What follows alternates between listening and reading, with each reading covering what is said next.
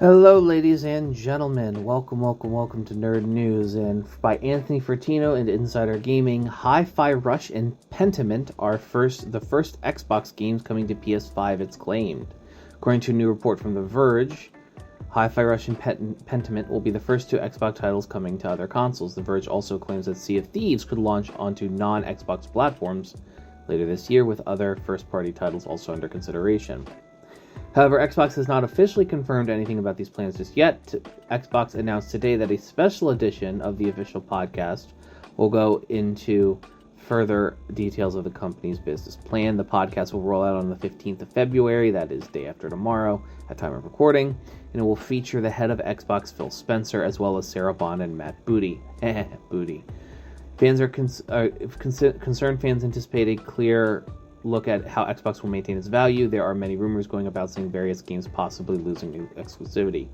Sending even more first-party games over to PlayStation and Nintendo Switch would certainly be divisive. No, it wouldn't. Exclusivity does nothing except hurt consumers. It does everything to benefit consumers and nothing but, Hi-Fi Rush and Pentiment are excellent games that add a lot of value to Xbox library. Both continue to maintain high ratings, but they also are smaller in scale. Rumors from earlier this month even point to a potential PlayStation release for Xbox Series staple Gears of War. Some other titles include the anticipated Indiana Jones game and Starfield. I mean, both the Indiana Jones game and Starfield make sense. Because here's the thing. The money that is made from being, here's the thing, Xbox is gonna make money as a platform holder, and they stand to make even more money as the rights holder and producers of video games. Here's the thing, the days of console exclusivity is slowly starting to go away. It's not mattering as much, and what matters is what games are available on said platform. I fully, with Sony, letting making their a lot of their exclusives multi-platform after a year of exclusivity, and Xbox making this decision, I fully expect over time it's going to be between Xbox and PlayStation. Just in this conversation, I fully expect that the days of console exclusivity is going to be kind of over, which is a good thing for everybody, and from a consumer standpoint, which is I'm the primary advocate for, and by and large, hardware is a loss leader. People don't make their money off of the consoles. They, especially if with Microsoft selling their Xbox One S for the same price as a Nintendo Switch. That's kind of crazy when you think about it. So, the value in, being a platform holder is not necessarily making money off of the platform itself, but the residuals generated from online stores and, owning and making money off of the exclusives. Now with things like digital downloads and things of that nature, with all kind of offsetting the cost of the equipment itself, Microsoft now can look at things. Microsoft and Sony can look at things like, oh, this game made this much on our platform. I wonder how much it would be if we just moved and did it this way.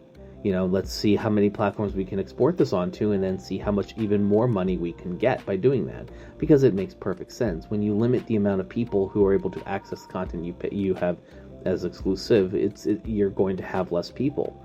Just to bring it into a alternative realm for a moment, we get to a discussion.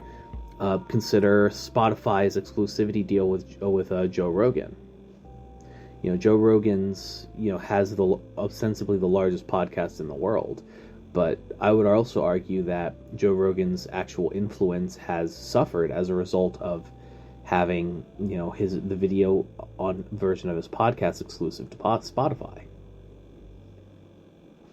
I mean, I'm going to be honest with you. Even I watched a little bit of Joe Rogan. I watched, people some of his guests and stuff. And, I just completely stopped caring and watching when he moved to Spotify. Because I don't use Spotify, I use YouTube. And now that deal is going to be ending soon, it kind of, we'll see what ends up happening with that. So, and I think that's kind of pertinent to this. Like, I'm hoping that over time, the concept of, I'm hoping that over time, the concept of exclusivity just starts to like die away, because it is literally just something that just harms. It is a non-consumer friendly thing, and getting emotionally attached to multi-billion-dollar corporations and their platforms is cringe. So that's all I wanted to say. Thank you for listening to Nerd News. We are now going to be moving Nerd News exclusively to audio only. I will probably release this episode. I have deleted previous episodes on YouTube. It is now going to be audio only. I know that there are some people that liked it.